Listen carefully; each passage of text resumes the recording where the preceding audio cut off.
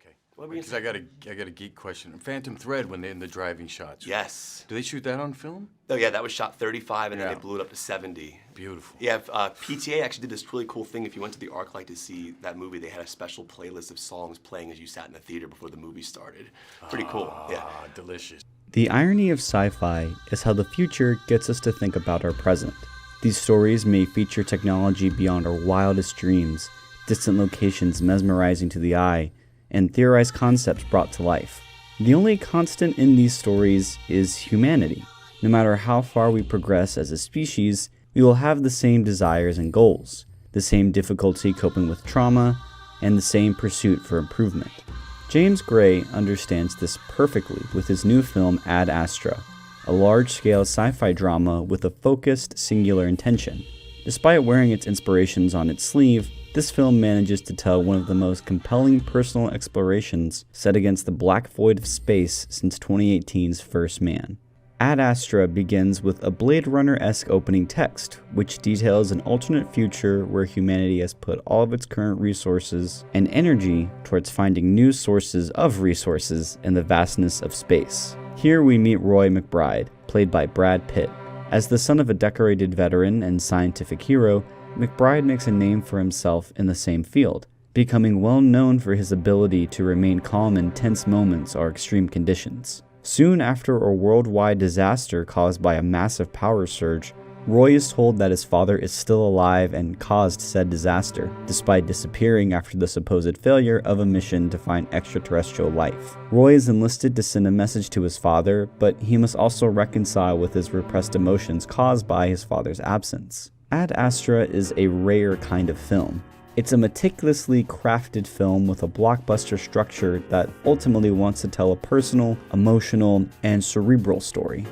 It not only wants to impress you with how they capture the vastness of space and the spectacle of its set pieces, but it also wants you to ponder the themes and empathize with a specific character in a very specific setting.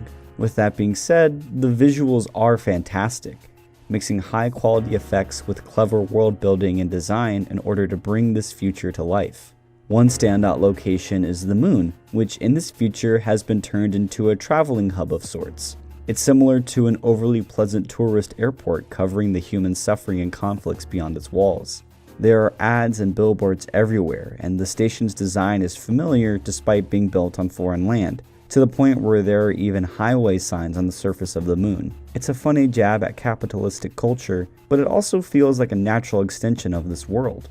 As a society that is focused on finding their salvation within the stars, Ad Astra imagines a world where everyone has a specific purpose designed to accomplish a specific goal, usually that goal being the betterment of humanity.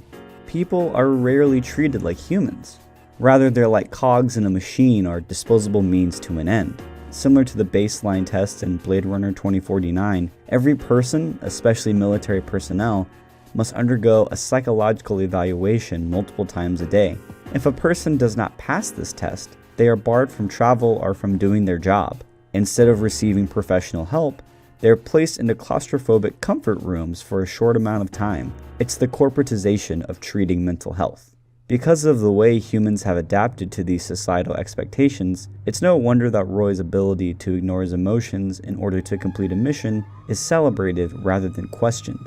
It also explains the intensity with which he explores his personal trauma. While there are plenty of exciting, intense action sequences, the opening sequence in particular will haunt my anxieties for the rest of the year. Grey and company understand how to tie everything back into the central character study narrative. Every set piece has a purpose, either for getting the characters to a new physical location or developing these people internally. The character-focused scenes, especially in the second half of the film, can be just as harrowing as the destructive action scenes. The entire section of the film that takes place on Mars is at once visually stunning and emotionally gripping. Every lighting, camera, and acting choice works to visually show how Roy is changing as a person, expressing his vulnerability. This is true of the entire movie, where the stunning camera work intelligently uses framing and lighting to convey what a character is feeling. The editing is used in similarly clever ways, showing the cyclical nature of the film and of the themes. It feels as if the movie is trying to subtly tell the audience about this world and what Roy is feeling at any given time, making sure the subtle messaging is always clear. The only problem is that this clear visual storytelling is consistently undermined by the uneven and often unnecessary narration from Roy. While useful in the beginning and the end, Roy's narration is oftentimes used to plainly tell the audience what is happening on screen or to give details that are restated in the very next scene. These lines are usually well written and well acted by Pitt, and at times they do give a nice glimpse into Roy's character, but too often they destroy any of the subtlety the visual language is working so hard to convey. It's a testament to Pitt's superb acting ability in this film that the narration rarely poses an issue. His performance in Ad Astra is seriously one of his greatest. He can easily play detached and stoic in the beginning of the film, but as he breaks down and becomes more vulnerable, he expertly conveys that slow descent into self-realization. His arc feels natural as he begins to show more emotion through his eyes or his face, which often takes center stage. Every single aspect of Ad Astra, from the characters to the world building to the filmmaking decisions, work towards a specific goal.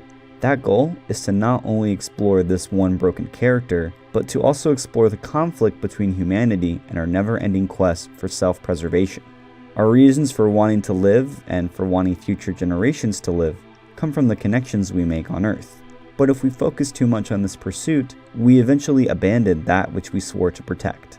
This can have lasting effects on individuals, which eventually affect the whole of humanity. The film's concept is fictional. It's massive and unimaginable, possibly even within our lifetime. But the themes and emotions are timeless. Roy's father may be obsessed with trying to find life outside our solar system, but anyone can relate with a strained relationship caused by someone being obsessed with their work. Roy himself may be able to do the impossible and remain calm and level-headed under fire, but everyone can relate to his solitude and the damaging emotions that creep into our minds in times of loneliness. Ad Astra does what all great sci-fi does. It uses the imagination provided by the future to explore the relatable realities of our present. Nestled within the vastness of space are a couple of characters that are just as worthy of exploration. The mystery of space may be enticing, but it's nowhere near as fulfilling as connecting with the people closest to us, or working towards understanding ourselves. These personal discussions and realizations are what will save humanity in the end. The question is, will we realize it in time?